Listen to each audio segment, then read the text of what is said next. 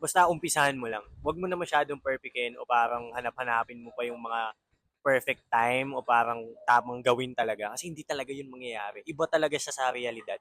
Pag nandun ka na sa tunay na negosyo or pag nagpapatakbo ka na, pag nakabenta ka na, malalaman mo na lang din kung ano yung dapat mong gawin. And for me, yung diskarte or parang yung experience, yung best teacher talaga. Kasi ako, learned it the hard way yung mga bagay-bagay. Kasi hindi pa Anong mas importante? College degree or experience is still the best teacher for you? Like, for the business industry, anong mas effective for you?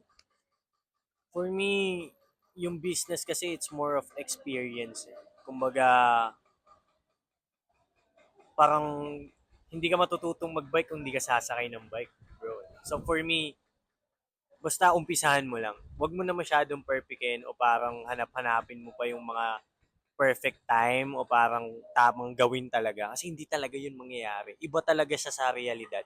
Pag nandun ka na sa tunay na negosyo or pag nagpapatakbo ka na, pag nakabenta ka na, malalaman mo na lang din kung ano yung dapat mong gawin. And for me, yung diskarte or parang yung experience, yung best teacher talaga. Kasi ako, learned it the hard way yung mga bagay-bagay. Kasi hindi pwedeng, pag sinabi ko lang sa'yo na lumangoy ka, ganito lumangoy, angat mo lang yung paa mo, ipadyak mo, yung kamay mo, ganito dapat. Pag tumalon ka sa dagat, bro, matututo ka ba agad lumangoy? Kumbaga, kailangan lumalangoy ka talaga muna dun sa hindi mo abot. Hindi yung nandito tayo sa baba, tapos, o ganito, tuturo ko lang sa'yo. Hindi talaga. Kailangan mo munang tumalon dun sa dagat, man. Di ba? Kumbaga, sa bike, bago ka matuto, sumakay ka muna dun sa bike. So, for me, importante yung experience talaga. Pero hindi ko sinasabing walang health yung degree, ah. It's more of personal opinion ko na lang siya. And dahil na-experience ko siya and gumana naman siya sa akin. So yun, for me, experience. So, the biggest factor on how successful Top Wave is with experience, with downfall, with how you bounce back, and how you learn from your mistakes. If you would make a formula of your success, what would it be and why?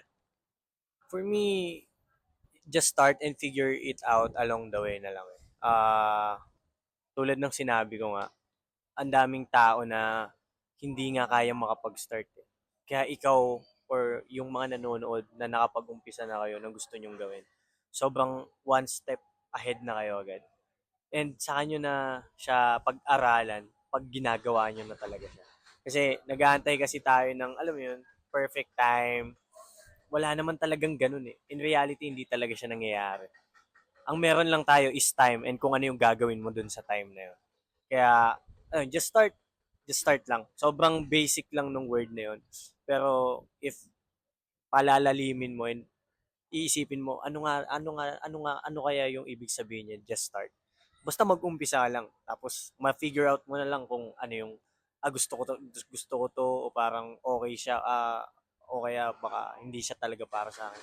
Dahil yun sa nag-umpisa ka talaga mo. So yun for me.